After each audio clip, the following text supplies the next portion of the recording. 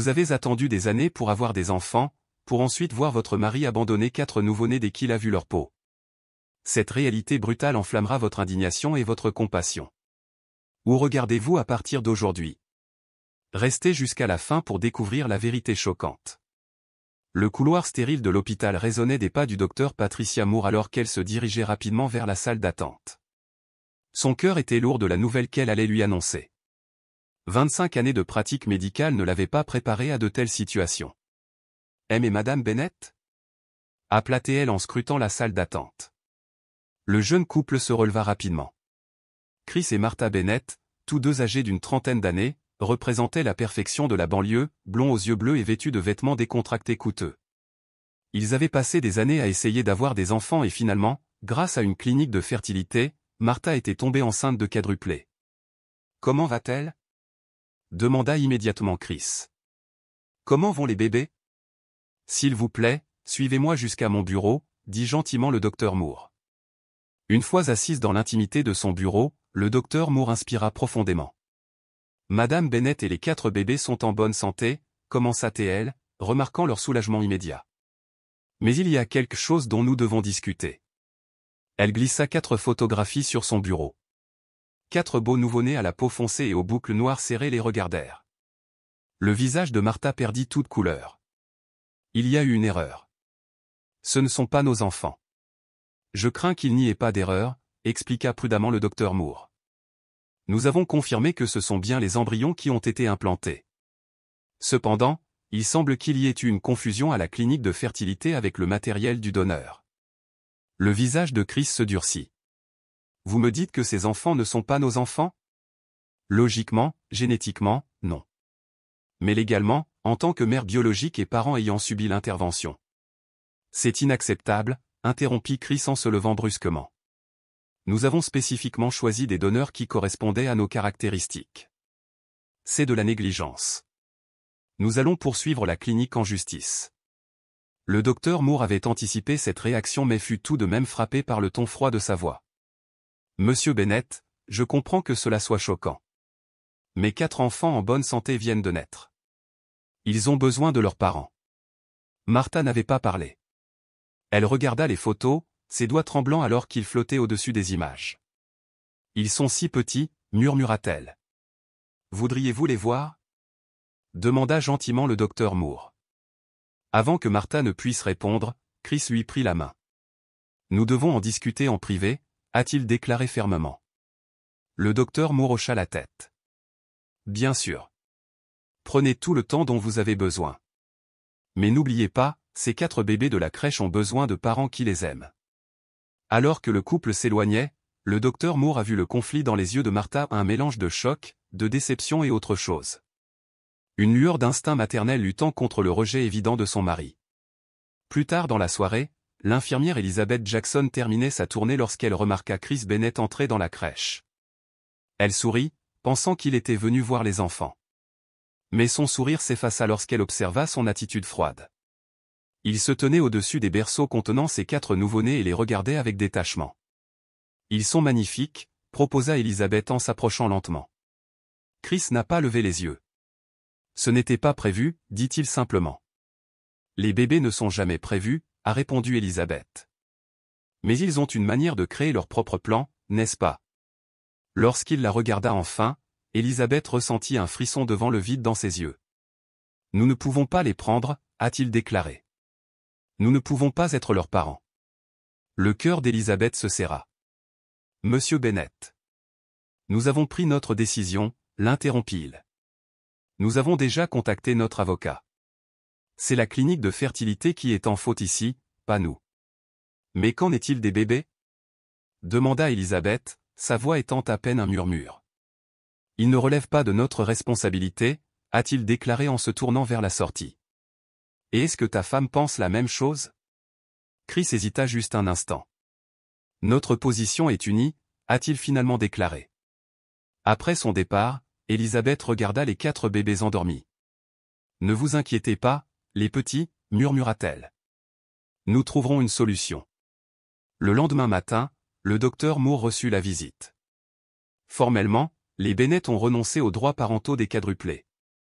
Il continuerait à travailler à la clinique de fertilité mais ne voulait rien avoir à faire avec les enfants. Le docteur Moore s'assit lourdement sur sa chaise, considérant les 4 bébés qui étaient désormais orphelins de naissance. Elle ne pouvait s'empêcher de penser à sa propre sœur Monica, qui essayait d'adopter depuis des années avec son mari. Leur demande avait été refusée à plusieurs reprises en raison de ce que les agences appelaient un « défi démographique », une référence à peine voilée au fait qu'ils formaient un couple noir d'une quarantaine d'années. Peut-être que c'était le destin, murmura-t-elle en attrapant son téléphone. Ce que le docteur Moore ne savait pas, c'est qu'à ce moment précis, Martha Bennett était assise seule dans sa voiture sur le parking de l'hôpital, sanglotant de tout son cœur. Dans sa main, elle tenait un petit bonnet tricoté pour bébé qu'elle avait confectionné il y a des mois, alors que ses rêves de maternité étaient encore intacts. Elle n'avait pas eu la chance de voir les bébés. Chris avait insisté sur le fait que cela ne ferait que rendre les choses plus difficiles. « Je suis désolée », murmura-t-elle à personne, déchirée entre la vie qu'elle avait planifiée et celle inattendue qui venait d'arriver. « Je suis vraiment désolée. » En démarrant sa voiture, elle ne pouvait s'empêcher de penser qu'elle faisait une terrible erreur, une erreur qui la hanterait pour le reste de sa vie. Mais quel choix avait-elle? Chris avait été clair, c'était soit les bébés, soit lui. Et alors qu'elle quittait l'hôpital, laissant derrière elle 4 nouveau-nés, elle n'avait aucun moyen de savoir comment leur chemin se croiserait à nouveau ou comment le choix qu'elle avait fait ce jour-là reviendrait dans sa vie d'une manière qu'elle ne pourrait jamais imaginer. « Monica, ils sont parfaits », a déclaré le docteur Patricia Moore, regardant sa sœur émerveillée devant les 4 bébés dans la crèche de l'hôpital. Monica Norris pressa sa paume contre la vitre, les larmes coulant sur son visage. Après des années d'adoption ratée et de chagrin, elle avait du mal à croire ce que sa sœur lui suggérait. « Tous les 4 » demanda-t-elle d'une voix tremblante. « Vous nous laisseriez adopter tous les 4 » ? Ce ne sera pas facile, prévient Patricia. 4 nouveau-nés, c'est une énorme responsabilité. Mais oui, c'est possible. Les parents biologiques ont renoncé à tous leurs droits et l'assistante sociale de l'hôpital pense que garder les quadruplés ensemble serait idéal. Le mari de Monica, Decca, se tenait à côté d'elle, son expression mêlant espoir et appréhension. Professeur de mathématiques au lycée au tempérament calme, il avait toujours rêvé d'une maison pleine d'enfants. « Nous aurions besoin d'une maison plus grande, dit-il pensivement. Je devrais probablement prendre des cours particuliers supplémentaires. Et je devrais suspendre mes affaires, a ajouté Monica. Elle tenait une petite boulangerie devenue populaire dans leur quartier. Mais nous ferions que ça marche, dirent-ils à l'unisson, puis ils se regardèrent et rirent. Patricia serra la main de sa sœur. J'aiderai autant que je peux. Nous le ferons tous. Quelques semaines plus tard, après des formalités accélérées et de nombreuses réunions avec des travailleurs sociaux, Monica et Decca ont ramené les quadruplés à la maison. Ils les appelèrent Alan, Zara, Isaiah et Diane, des noms qui représentaient la force, l'éclat, le salut et la foi. Leur modeste maison de 3 chambres située dans une banlieue diversifiée de Chicago semblait soudain animée par les sons des bébés. Amis, familles et voisins se sont rassemblés autour d'eux, faisant don de berceaux, de poussettes et d'innombrables paquets de couches. L'église locale organisait une chaîne de repas qui durait des mois. Tard dans la nuit, alors que Monica était assise dans la chambre des bébés en train de nourrir Diane pendant que les 3 autres dormaient, Decca l'a trouvée en train de pleurer silencieusement. « Que se passe-t-il » demanda-t-il en s'agenouillant à côté de sa chaise. « Tout va bien, murmura-t-elle. Je pense juste à cette femme, leur mère biologique. Elle ne saura jamais à quel point ils sont beaux, à quel point ils sont parfaits. Tout lui manque. » Decca hocha la tête pensivement. Peut-être qu'un jour ils voudront la retrouver. J'espère qu'elle trouvera la paix, a déclaré Monica. Quelles que soient ses raisons, je ne peux m'empêcher d'être reconnaissant. Elle nous a donné la famille que nous avons toujours voulu. Les années se sont écoulées dans un tourbillon d'étapes. Premier sourire, premier pas, premier mot multiplié par 4. Les quadruplés ont développé des personnalités distinctes dès leur premier jour. Alan était le leader, toujours. La première à essayer de nouvelles choses, Zara était l'artiste, recouvrant le réfrigérateur de motifs colorés. Isaiah était calme et réfléchi, on le trouvait souvent avec un livre, et Diane était une artisane de paix, réglant les disputes entre ses frères et sœurs avec une sagesse au-delà de son âge. Pour leur 5e anniversaire, alors qu'ils soufflaient les bougies de 4 gâteaux individuels, chaque enfant insistant pour avoir sa propre saveur, Monica a capturé ce moment dans une photographie qui deviendra célèbre. 4 visages rayonnants, 4 personnalités différentes, unies par un lien indestructible. Le même jour, de l'autre côté de la ville, Martha Bennett se tenait seule dans son élégant salon, regardant un article de journal sur des cas de miracles qui avaient été adoptés par un couple aimant après avoir été abandonnés à la naissance. L'article ne nommait pas les parents biologiques mais incluait une photo des enfants lors de leur fête d'anniversaire. Les mains de Martha tremblaient alors qu'elle regardait leur visage, à la recherche d'une quelconque ressemblance avec elle ou Chris. Mais tout ce qu'elle a vu, c'est 4 beaux enfants qui appartenaient à quelqu'un d'autre. Après avoir quitté l'hôpital ce jour-là, il y a 5 ans, Martha avait essayé de passer à autre chose. Elle et Chris avaient divorcé en moins d'1 an, leur mariage incapable de survivre au poids d'une culpabilité et de regrets tacites. Chris s'était rapidement remarié et avait déménagé en Californie, semblant abandonner le passé. Martha n'avait pas eu cette chance. Incapable de faire face à une nouvelle grossesse, elle s'était plongée dans sa carrière d'architecte d'intérieur.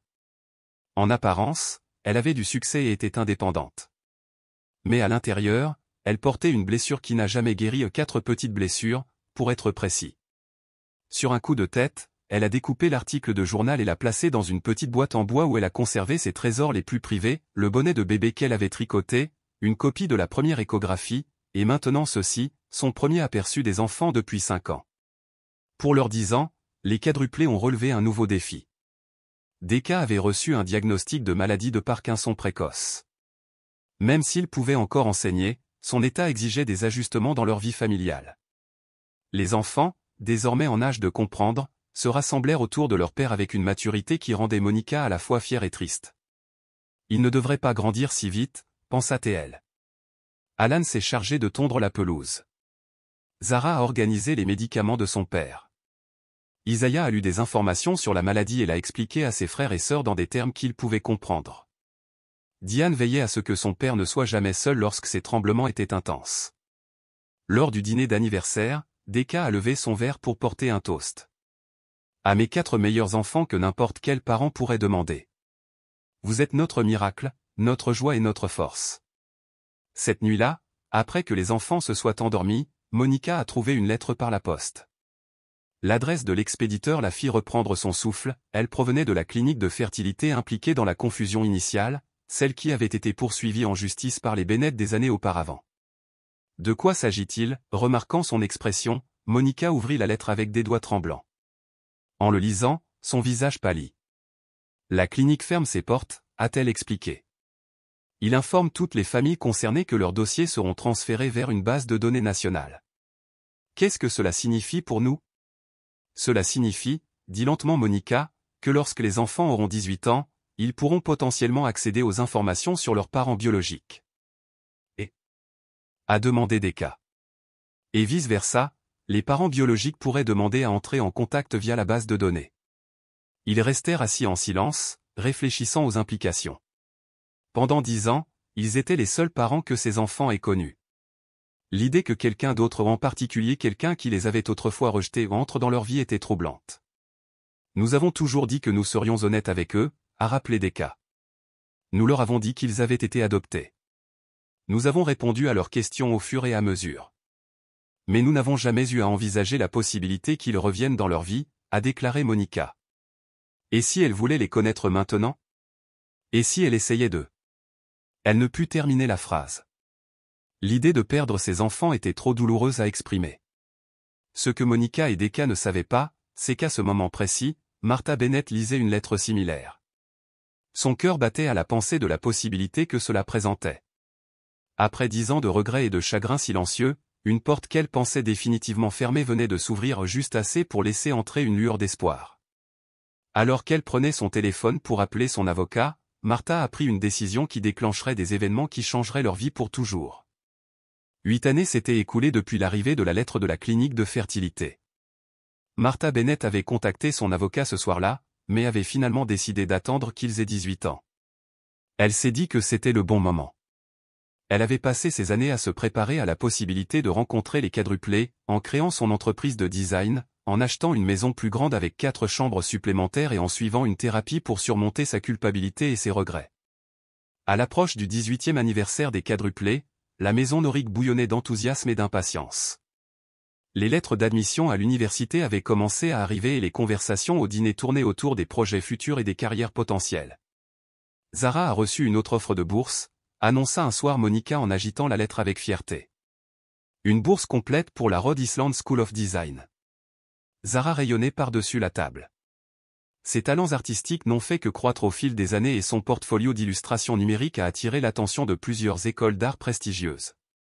C'est ma sœur, dit Alan en lui donnant un coup de coude amical. Il avait été accepté à l'université Howard grâce à une bourse d'athlétisme, sa vitesse et sa détermination faisant de lui l'un des meilleurs athlètes du secondaire de l'État. Isaiah, toujours le plus silencieux des quatre, sourit chaleureusement à sa sœur. Félicitations, Zara. Il avait déjà été admis très tôt au MIT, où il envisageait d'étudier l'informatique et les mathématiques. Seule Diane semblait abattue, grattant sa nourriture sans son enthousiasme habituel. « Et toi, Diane » demanda Derek, remarquant son silence. Sa maladie de Parkinson avait progressé au fil des années, mais grâce aux médicaments et aux traitements, il a conservé une grande partie de son indépendance. « Pas encore de nouvelles de Northwestern » répondit-elle en évitant le contact visuel. « Mais il y a quelque chose dont je dois te parler. » La table tomba dans le silence. Les quadruplés avaient peut-être des personnalités distinctes, mais ils restaient profondément liés. Les autres pouvaient sentir quand quelque chose les troublait. « J'ai fait quelques recherches, » dit prudemment Diane, « sur nos parents biologiques. » Monica et Decca échangèrent un rapide coup d'œil. Ils avaient toujours répondu honnêtement aux questions des enfants, mais n'avaient jamais volontairement partagé d'informations sur les circonstances de leur naissance. Ils leur avaient raconté qu'ils avaient été adoptés à la naissance alors que leurs parents biologiques n'avaient pas pu prendre soin d'eux. Ce n'était pas un mensonge, mais ce n'était pas non plus toute la vérité. Quel genre de recherche ? Demanda Monica, sa voix calme malgré son cœur battant. J'ai trouvé le procès, dit Diane, celui contre la clinique de fertilité. Je sais que nous étions censés naître d'un couple blanc qui nous a rejetés quand ils ont vu que nous étions noirs. Le silence qui suivit fut assourdissant. L'expression d'Alan se durcit. Les yeux de Zara se remplirent de larmes. Isaiah regarda son assiette, absorbant l'information. Nous te devions tout cela après ton anniversaire, dit doucement Decca. Nous avons toujours prévu de le faire. Pourquoi attendre ? Demanda Alan, la voix tendue par l'émotion. Nous sommes assez vieux pour connaître la vérité. Tu as raison, dit Monica en prenant la main de son mari. Vous avez raison, et nous aurions dû vous le dire. Au lieu de cela, nous voulions juste vous protéger. De quoi ? Demanda Zara en essuyant une larme. Sachant que nous n'étions pas recherchés ? Ce n'est pas vrai, a déclaré Decca avec fermeté. Nous vous recherchions dès le moment où nous vous avons vu. Mais pas par eux, dit lentement Isaiah, parlant enfin. Nos parents biologiques. Monica prit une profonde inspiration. C'est plus compliqué que ça. La femme qui t'a porté, ta mère biologique, n'avait pas vraiment le choix. C'est son mari qui a pris la décision. Comment savez-vous ? Insista Diane. Monica a hésité, puis a admis, ma sœur était votre obstétricienne. Elle m'a dit ce qu'elle avait observé. Donc notre mère biologique aurait pu vouloir de nous ? Demanda Zara, une pointe d'espoir dans la voix. Nous ne le savons pas avec certitude, répondit honnêtement Decca. Mais ce qui compte, c'est que vous soyez ici avec nous et que nous soyons une famille depuis 18 ans. Rien ne peut changer cela. La conversation s'est poursuivie tard dans la nuit, Monica et Decca répondant à chaque question aussi honnêtement que possible. Ils ont expliqué la confusion survenue à la clinique de fertilité. Le procès Bonnet et la révélation que Patricia avait contribué à accélérer leur adoption a frappé comme un coup de tonnerre parmi les quadruplés. Au fur et à mesure que chacun d'eux assimilait cette nouvelle information, ils réagissaient à leur manière. Alan devint silencieux et renfermé, la colère couvant sous sa surface calme. Zara a canalisé ses émotions dans une série de peintures puissantes et obsédantes. Isaiah s'est lancé dans la recherche, essayant d'en savoir plus sur les Bonnets. Diane, toujours médiatrice, s'est concentrée sur le soutien de ses frères et sœurs, tout en commençant secrètement à faire ses propres projets. Une semaine plus tard, Diane était assise seule devant son ordinateur, son doigt survolant le bouton « Soumettre » sur le site web du National Honor Siblin Registry. Elle avait créé un profil, espérant que si leurs parents biologiques effectuaient une recherche dans la base de données, ils trouveraient un message en attente. À nos parents biologiques, nous sommes les quadruplés nés le 15 mai 2005. Nous sommes en bonne santé, heureux et aimés.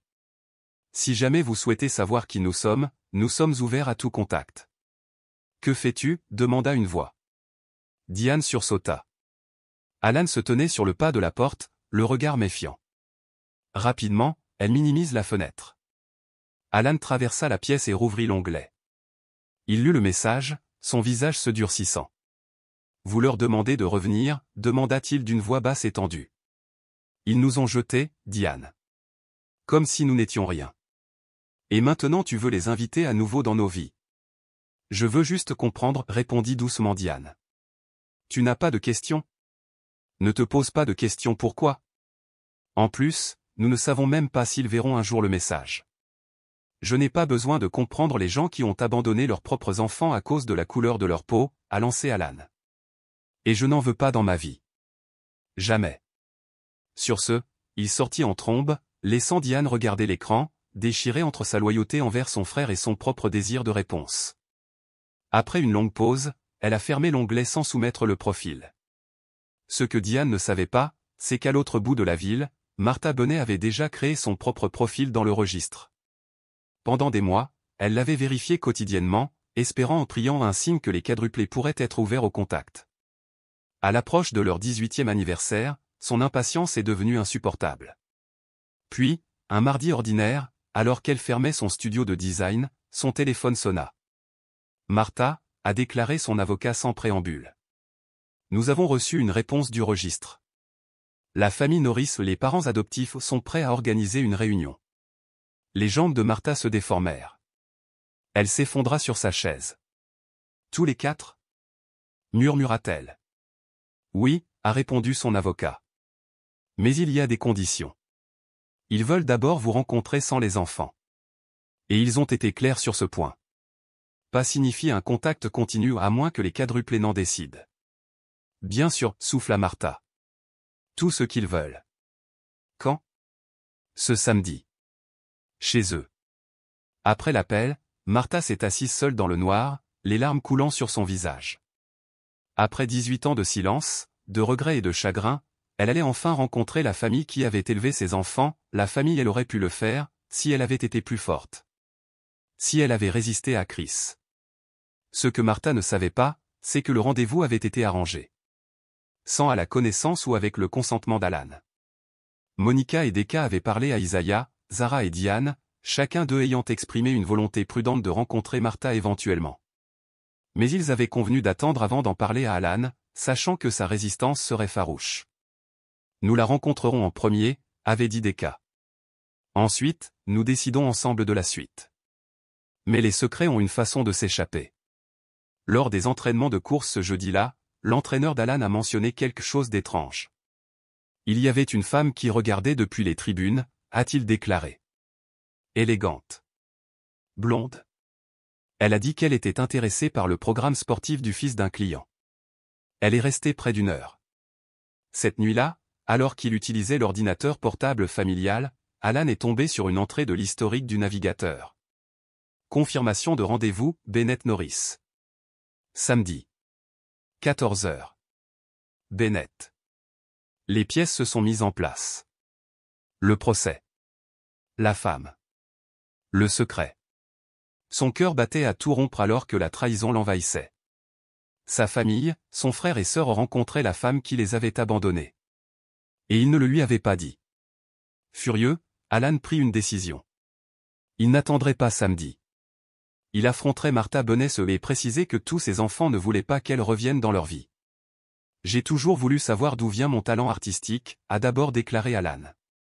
Aucun de vous ne peut même tracer une ligne droite. Elle sourit, adoucissant ses mots. Je suis curieux aussi, a ajouté Isaiah. D'un point de vue scientifique, il serait intéressant de voir de quels traits nous avons hérité. Je pense que nous devrions les rencontrer, a accepté Diane. Mais je ne veux pas qu'ils pensent que nous recherchons de nouveaux parents. Vous êtes nos parents. Elle regarda directement Monica et Decca. Tous les regards se tournèrent vers Alan, qui s'était montré le plus catégorique contre sa rencontre avec Martin quelques jours plus tôt. Université Howard, dit-il finalement. Je l'ai choisi sans savoir qu'ils étaient là. Peut-être que cela veut dire quelque chose. Il prit une profonde inspiration. Oui, je veux les rencontrer. Mais je ne veux pas les rencontrer seuls. Bien sûr que non, lui assura Monica. Nous serons là avec vous. Nous tous. À ce moment-là, la sonnette retentit. Monique fronça les sourcils. Nous n'attendons personne. Derek secoua la tête et alla répondre. Des voix chuchotaient dans le hall avant son retour. Martha bonnait à ses côtés. Je suis désolée d'être venue à l'improviste, dit-elle, l'air nerveuse mais déterminée. Mais après avoir rencontré des cas hier soir, j'ai réalisé que je ne pouvais pas attendre jusqu'à demain. Il y a quelque chose que vous devez tous savoir. La tension dans la pièce était palpable alors que Martha tenait son sac à main, se tenant maladroitement. S'il vous plaît, asseyez-vous, dit Monica, son hospitalité naturelle prenant le dessus sur son appréhension. Martha s'assit sur le bord du canapé. J'ai fait quelque chose hier soir dont j'aurais dû vous parler en premier, commença-t-elle en regardant les quadruplés. J'ai appelé Matthew Johnson, votre père biologique. Quoi? La voix d'Alan s'éleva avec incrédulité. Je sais que je n'aurais pas dû, a admis Martha. Mais après avoir rencontré Alan, ça me semblait mal de te cacher quelque chose d'aussi important. Ils n'ont jamais su pour toi. Ils méritaient de savoir. Qu'a-t-il dit? Demanda Isaiah, sa curiosité intellectuelle l'emportant sur son choc. Il était abasourdi, bien sûr, répondit Martha. Au début, il a pensé que c'était une arnaque. Mais quand je lui ai tout expliqué la clinique de fertilité, l'essai, comment j'avais trouvé leurs informations, il a commencé à me croire. Il a demandé des preuves, que j'ai promis de fournir. Et puis il a demandé, si vous seriez prêt à les rencontrer. Les deux, demanda Zara. Lui est notre mère biologique? Marthe hocha la tête. Leia et Matthew sont toujours mariés. Ils sont ensemble depuis l'université. Ils ont 2 enfants, un fils de 14 ans et une fille de 12 ans. Nous avons des demi-frères et sœurs, murmure Diane, visiblement dépassée. Biologiquement, oui, dit Monica, la voix hésitante. Martha regarda Monica et Decca avec un véritable regret dans les yeux. Je sais que cela doit être incroyablement difficile pour vous. Vous avez élevé ces jeunes extraordinaires, vous leur avez donné tout ce que je ne pouvais pas. Je ne suis pas là pour perturber votre famille. Alors pourquoi es-tu ici? A demandé Decca pas méchamment. Parce que j'ai commis une terrible erreur il y a 18 ans, a simplement déclaré Martha. Et depuis, j'ai passé chaque jour à essayer de réparer ça. Quand la clinique m'a dit que les dossiers seraient accessibles une fois qu'ils auraient 18 ans. J'ai vu cela comme ma chance. Pas pour vous remplacer, mais pour expliquer, m'excuser, répondre aux questions. Et maintenant? J'ai aussi impliqué les Johnson. La voix de Monica avait une teinte accusatrice. Oui, c'est vrai. Je réalise maintenant que j'aurais dû attendre. J'aurais dû demander à chacun d'entre vous d'abord. Mais Matthew et Leia ont hâte de les rencontrer. Ils viennent en ville le week-end prochain. Le silence s'installa dans la pièce comme un brouillard. Nous avons besoin de temps, dit enfin Decca. C'est beaucoup à prendre en compte. Bien sûr, dit Martha en se levant. Je comprends tout à fait. Voici ma carte. Appelez-moi quand vous serez prêt, avant ou après. Après son départ, la famille resta assise dans un silence stupéfait. Finalement, Zara a parlé. 2 autres couples de parents. Murmura-t-elle. C'est comme si, passer de l'absence d'histoire d'origine à soudainement en avoir trop. Monica retient ses larmes. Quoi qu'il arrive avec Martha ou les Johnson, rien ne changera entre nous. Nous sommes vos parents. Nous le serons toujours. Nous savons, maman, dit doucement Diane en traversant la pièce pour la serrer dans ses bras. Alors que les quadruplés se dispersaient pour traiter les révélations de la matinée, Monica et Decca restèrent dans le salon. Ça va? A demandé Decca à sa femme, remarquant les rides d'inquiétude autour de ses yeux. Je ne sais pas, a admis Monica. Une partie de moi a peur que rencontrer ces gens change tout. Qu'ils voient un reflet d'eux-mêmes dans les Johnson et ressentent un lien qu'ils n'ont jamais eu avec nous. Ce n'est pas ainsi que fonctionne la famille, dit doucement Decca en lui prenant la main. La famille, ce n'est pas seulement l'ADN. C'est 18 ans passés à penser des genoux écorchés, à aider à faire les devoirs, à se présenter chaque jour. Aucun lien biologique ne peut remplacer cela. Monica lui serra la main. J'espère que tu as raison.